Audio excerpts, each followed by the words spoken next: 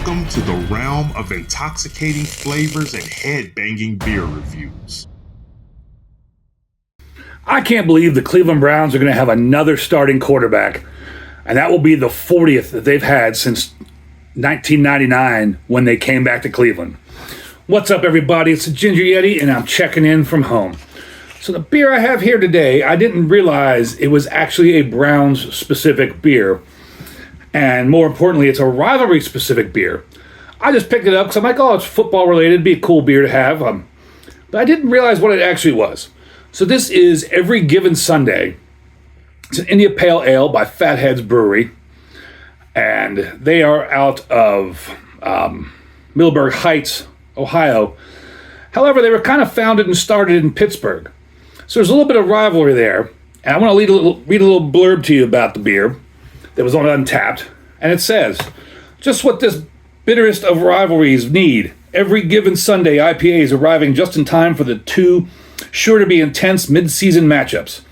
Each design will live on in its respective side of the turnpike in six-pack cans and draft while supplies last. With a limited amount of both editions of this 5.5% easy-drinking IPA being available at the Beer Hall in Middelburg Heights. So this was the Browns version. And then there was another version, which was the Steelers version, which was a yellow can. And that's kind of cool that they made a dividing line. And depending on where you were on the dividing line, you either got the Browns can or the Steelers can. And, you know, Browns and Steelers are huge rivalries. Those rivalries have already been played out this year. Hulk Hogan, are you drunk? What are you doing? But the rivalry's already played out this year. And Browns won one of them, if I remember right. And the Browns are just doing stellar this year. I mean, they're like 0-37 on the year. About to start their fourth quarterback as of the time of this recording. The factory of sadness is what it is. But it's still cool to see kind of Browns-related beer, especially from like a local brewery who has its foot in both Browns territory and the Steelers territory. So it was a really neat idea. I'll try to put a picture of both the cans on here if I can find a picture of the other can. But this is the Browns one. And on the can here, it says 5.5% ABV, 50 IBU. Got the IBUs and the ABV listed. Chill out, man. Have a beer. Matt, Chris, Glenn. Canned on 10/30/24. I just found this. Well, I guess I found it in November. So I bought it. When I bought it, it was only a week or two old. Unfortunately, I'm just getting to it now at the beginning of January.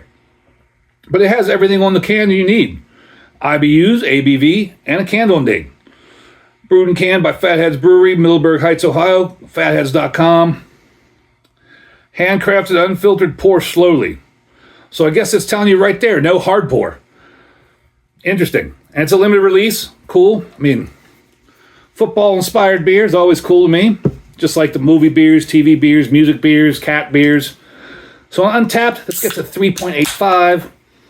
Beer Advocate was an NA. Untapped had 515 total check-ins. Try to pour this slowly. Already getting big bursts of citrus out of it.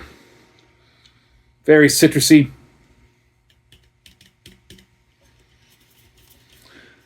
Wonder who's going to win the Super Bowl this year.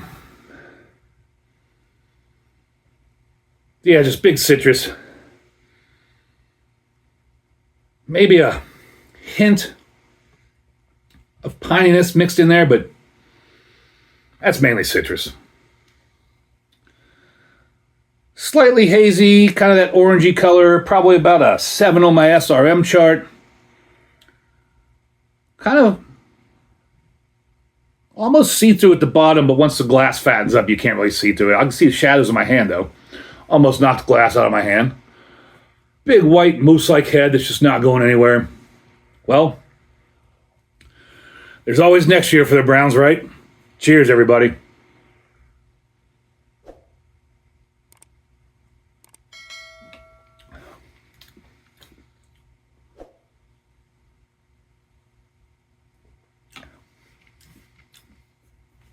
Citrus forward, medium bodied, a little bit of bitterness in the back end.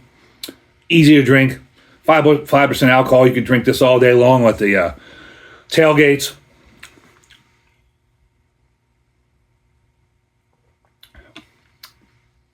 It's just a nice IPA. I mean, nothing special about this beer. Nothing special about it other than the cool can. And the cool idea of making 2 rivalry cans for a brewery that's in both places. But it's not a bad beer at all. This is just a nice average IPA. It's something, the big hopheads out there, people like Ridgeopolis, I don't know if they would really, I'm sure he would like this beer, but it's not going to knock his socks off, anything like that. It's just like a normal IPA. It's just a little step above a Sierra Nevada Pale Ale, I would say. Easy drinking IPA, really nice. I give it a horns up. It's just a nice IPA. Nothing fancy, nothing crazy. Easy to drink. And it's what you need sometimes. It's what people want sometimes. Just an easy, nice, well-balanced, no frills beer. And that's what this is. It's just a nice, it's a good representation of an IPA, just a classic IPA. And that's really nice. Kudos to you, fatheads, for not doing something completely crazy. Making a beer that most of the football fans out there could probably tolerate, if not enjoy. And that's a really cool idea, doing a beer with 2 different cans for the 2 different markets you're in. Really appreciate that. Like I said, there's always next year for the Browns. And as always, embrace the adventure.